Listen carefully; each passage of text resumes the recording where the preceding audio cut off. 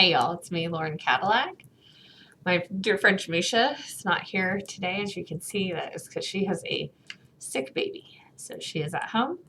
And you're just going to have to watch my commentary without her. I'm so sorry. And it would be tragic. I am aware now that when I try to talk over the video, you can't hear us. I'm sorry about that. I will spend some time over Thanksgiving trying to figure out how to resolve that issue. I'll Google it when I have some time is what I'm trying to say. Okay, so I followed the Kyle Rittenhouse trial, and I had no time for the Ahmaud Arbery killings trial. So I was unable, I haven't seen any of these things. Like, I've seen little snippets here and there because Shamisha was watching her Office. I'd come in to talk to her, like real snippets, okay? Today is closing arguments, and I mentioned this on my other series, the Kyle Rittenhouse series, but a lot of people were like, hate watching, I guess, is a thing. So the burden of proof is on the state. The state must prove beyond a reasonable doubt that this person did it. Reasonable doubt, okay? Beyond that, but not like scientifically exactly so. But beyond a reasonable doubt is pretty heavy burden. The opening in a trial are opening statements because you're making statements about what people will hear. And then closings are arguments because you're actually allowed to argue the facts based off what they have heard. You can't argue things that aren't in evidence. You can't, argue things that have been excluded or didn't get talked about, but you can argue everything that you talked about. One thing I mentioned when we were watching the Rittenhouse closings is that I felt that they were very condensed and they were very short. And I thought that the lawyers did not do as well because of those time constraints. I think these are actually pretty short too. Hers, I think, is relatively short. However, she has, in my opinion, done a better job already. I've watched a little bit so far than the Kyle Rittenhouse prosecutor because she has made it very clear what the state's burden is and how they can meet that, right? Then she's gotten into, you saw this and this means that, and you saw this and this means that. And I know this is confusing, but you're going to go to back with a sheet of paper. And then she's done a really great job of like, okay, all right, Linda, what does that mean? So she's making it feel like a conversation between her and her jury, her and the jury. And I don't know what she said to get Pregnant Bible to show up in the closed captions, but I know she said maybe Pregnant Bible. Here we go. Ladies and gentlemen, how do you really want to think about this? Everybody gets a Super Bowl ring, right? The quarterback gets a Super Bowl ring. The guys in the field get the Super Bowl ring. The dude on the bench gets a Super Bowl ring, right? Everybody is involved. Everybody's responsible. That's what the law says. Right. Oh, so she's cooperation after the fact. She's talking about felony murder, which is like a really incredibly old one on the books that says if you participate in the commission of a felony and a murder occurs, like everyone who participated in the felony is responsible for the murder. So if like you and 3 of your friends are going to rob the 7-Eleven and you all are like, we don't have guns, but then one of them brings a gun and they shoot and kill someone while you're robbing 7-Eleven or as a result of the robbery, you're going down too. All right, so that's what she's saying. Everyone gets a Super Bowl ring. I just like that she said, dude. So far to me, and again, I haven't seen any of this trial, so I don't know how she's been at all. Like, this is my first time really seeing her, besides the fact that she made some very funny faces that I noticed here and there. But she seems to me to be, like, really down to earth. And, I feel like if I was a juror, I'd feel like I was connecting with her, so. Now this applies to the defendants, but mostly young friend and Mr. Bryan, because this has been brought up when he was talking to Agent Seacrest and everything. So, first off, cooperation after the fact doesn't erase the crime you committed. Bryan did film the murder on his phone. He gave the phone over in the video right away to the police. He made statements to the police at the scene at Glenn County. He then goes and makes additional statements to the GBI in May of 2020. He consented to have his home night owl video downloaded. Guess what? Doesn't matter. cooperation after the fact does not erase what you have done. Okay? That Like, she's so much more interesting than the Rittenhouse lawyer was. Like, she has energy. I really like her. I want to go to lunch with this lady. She's funny. All right, I feel like this is how I would do. would be like two teenagers shoplifting at Walmart, and one's filming the other, he. Both of them are stuffing bikinis into their bag, right? The fact that one of them hands over her video of her girlfriend doing it, does that somehow make her not guilty of stuffing a bikini in her own bag? No. He still did the crime. So what if you were cooperative afterwards? Good analogies. See, I like to Still use a analogies. I like to use analogies a lot and metaphors. I have a friend who told me that's because I'm a mom. He's like, you can really tell you're a mom because you use a lot of analogies and metaphors. But I don't know, it's easier for me to describe if I have something to relate it to that people already understand. And that's what she just did. She's like, you know, what if it was two teenage girls stealing bikinis? Which is a strange example, but she must have firsthand experience with in some way, shape, or form. Maybe her daughter recently got in trouble, or maybe there was some kind of like local something that she's talking about that I don't know about. Responsible for your actions. This is about responsibility. All right, we're going to transition right now. I'm going to take a breath. And we're going to transition into self-defense and citizen's arrest.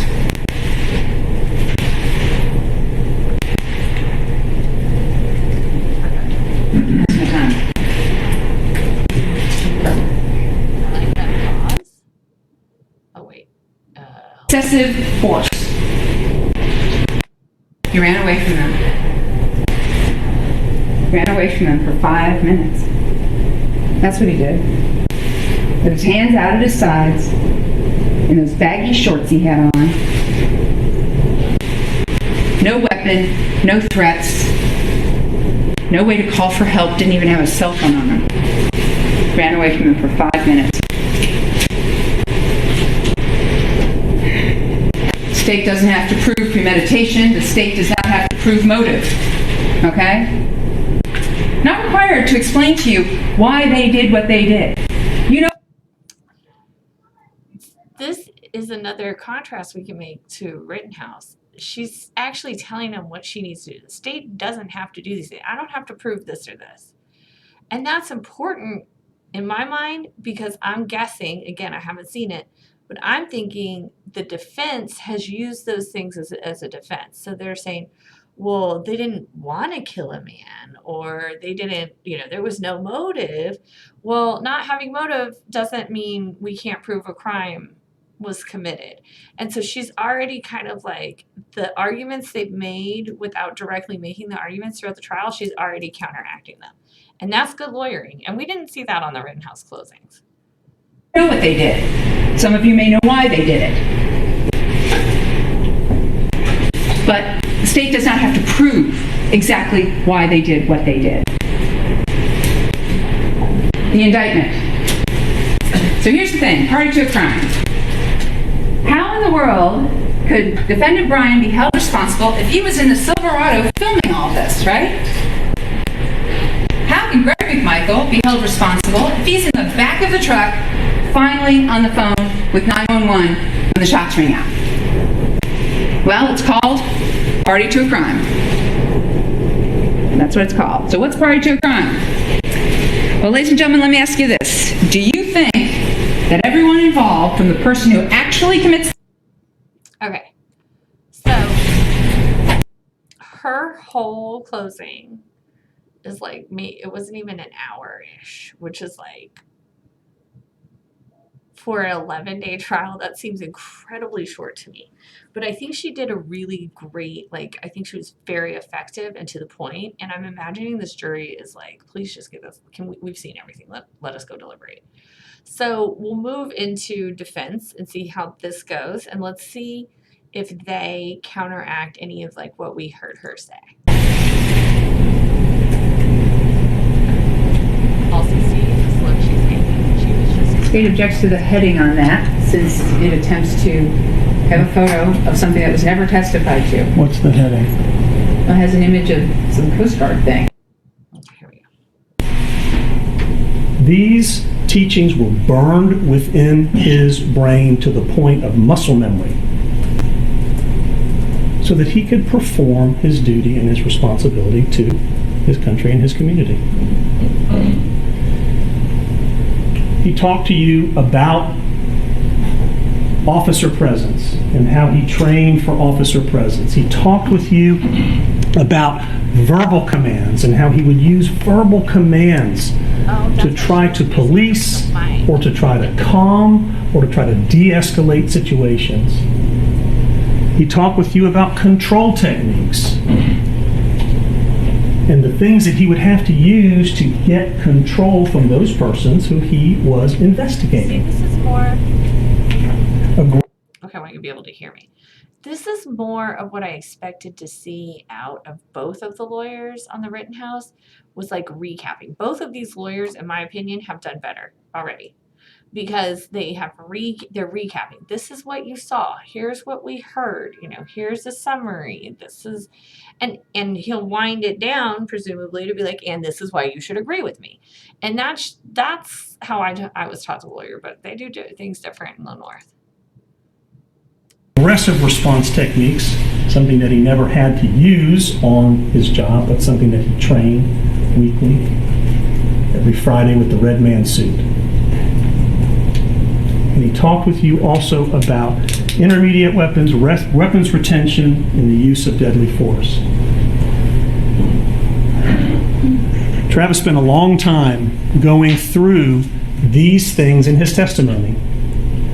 If you recall, I was writing feverishly as he was testifying so that I could capture what it was that he had to share with us about these things. And it includes what gave him the right to search, examine, arrest, seize, inspect, inquire. He talked with you about the level of suspicion by a reasonable and prudent person given the overall circumstances to believe that crime has been committed. Probable cause. He spoke with you about the use of force continuum. He talked... This has to be really interesting because usually in criminal defense claims, when a defense attorney is talking about probable cause, they're saying the state did not have probable cause. They're not arguing that their client did have probable cause. So these, the three defense attorneys, or I think it's maybe six, there's a lot of them. Anyhow, it must be a really interesting practice for them because they're basically flipping their usual script in a way to make this defense. I like it. This is interesting. Talk with you about de-escalation and how de-escalation was always the goal. He talked with you about leaps, listen, empathize, ask questions, paraphrase, summarize. Why? So that you could gain understanding, so that you could continue to investigate, de-escalate, learn what's going on, and figure it out. And he talked also about weapon retention and using a weapon, if it had to come to that, to de-escalate a situation.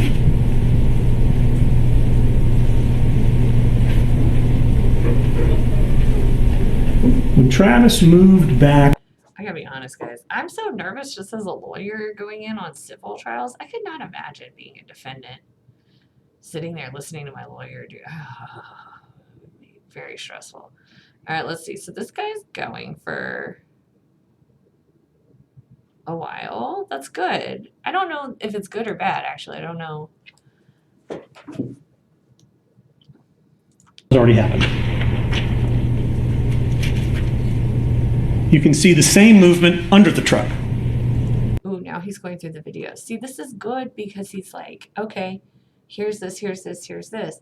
And so this is, you know, in the trial, we can't talk to the jury, right? The lawyer can't talk to the jury. You're asking questions, you know, through your witnesses, you're building a story. But now this is your time this is what you would do with your coworkers, or, you know, if you're investigating, you'd be playing this video going, okay, this has just happened.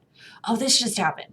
And now he can play that with the jury. So it's a good opportunity, and I like what he's doing. I got some claims that I was biased on Rittenhouse, and I was biased because that little kid killed people. These men also killed someone, but I don't know anything about this trial. I haven't watched anything, and I can appreciate the jobs of both attorneys. The Rittenhouse attorneys, they didn't do as well. These people are doing better. I'm sorry, it's just my opinion. Come on. No. If you'll look here, this is the shadow. It's kind of, eventually becomes kind of circular like a stop sign. But you'll see it moving in between these wheels right here. You see it? There it is, moving back, coming forward, coming all the way across. He's charging with his feet. Travis is trying to brace himself.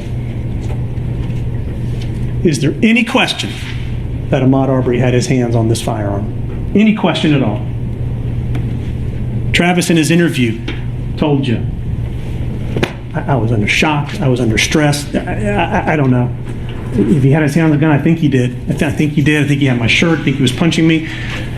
Travis is in a state of disrepair. There is no question that Disrepair. And I agree with that. I think that's a little contradictory to what we just heard, though, by the way, was like Travis was trained and and now he's saying Travis was in disrepair. Travis felt a duty and responsibility. He has felt it when he served in the Coast Guard. He's felt it to his community, and he felt it on this day, on the 23rd of February, and he felt it during this trial when he took the stand and testified. He felt it was his duty and responsibility to do that. The state, too, has a duty and responsibility. They have a responsibility to be honest with you, to incorporate all of the facts, and take on their burden. The state spent 2/3 of their opening argument saying what we were going to say. It was like two kids getting in trouble, and the first one that gets to the parent and says, so-and-so did something, and the parent needs to say, well, hold on a second, let's hear from the other child. They have a duty. I do not like that analogy at all. See, now he's starting to go after the prosecution personally again, and anytime you start going personal on the lawyers, that's when you've lost, right? Like you've lost. Back up. This is not personal. Did the state meet their burden? Here's what their burden is. You know, you just kind of maybe it's kids at home that are arguing all the time. I don't know. To you to prove under the law that Travis, at the time he raised that gun, was not in fear. That at the time Travis shot Mr. Arbery as he came across the front of that car and held the gun and punched him, that he was not in fear of receiving a serious injury or death. And they have a duty to prove to you that when Travis stopped to talk to Ahmaud, that he did so to commit a felony of aggravated assault. That means every time you're walking in your neighborhood and somebody pulls up a truck next to you and says hi or hey, they've committed an aggravated assault or a false imprisonment. Where's the evidence of that? The last duty that is here is yours. And this is... I like that he just confused the hell out of me, and he probably confused the jury, and I think in a case like that, that would be advantageous. I think that jury confusion will help your client. I have no idea what that guy just said. All right, so he's going to tell the jury, come back with not guilty. Then we're going to get this break, and then this lady's going to go. Ooh, I love her suit. Ooh, yes. What happened? All right, well, I'll stop recording. We'll come back and look at her and the last guy in another video. I love her suit, though. Thanks for joining us.